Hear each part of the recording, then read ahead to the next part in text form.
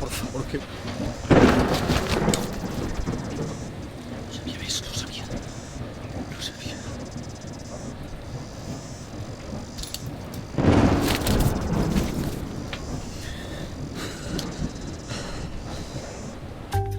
No recuerdo la primera vez que tuve una premonición.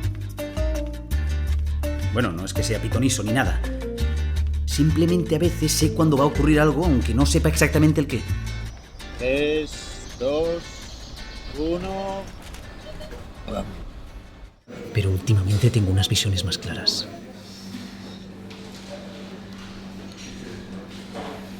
Oigo truenos. Como si de un momento a otro fuese a estallar una tormenta. ¿No crees que lo estás llevando un poco al límite? Mis premoniciones nunca me han fallado. Quizás se te está yendo la olla. ¿Has pensado en ir al médico o algo? Además, veo a una chica. Pero nunca está allí. Menudo bellezón. Tengo ese spas. A ver si vas a tener esquizofrenia. ¿No te molesta que en muchas películas el asesino sea el mismísimo prota? Estoy hasta el cogote de que usen la esquizofrenia para solucionar una trama.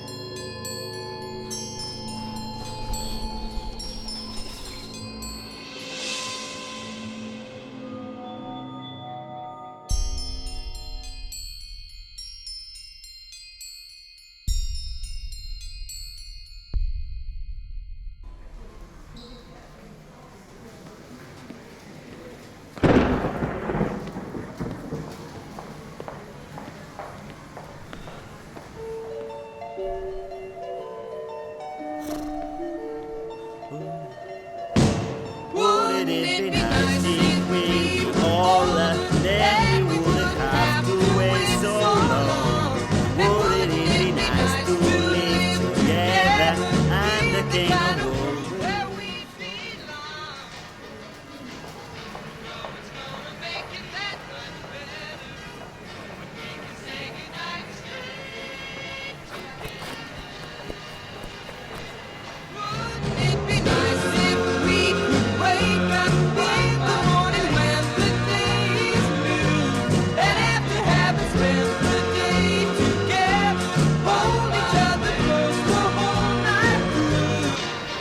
¡Hijo de puta!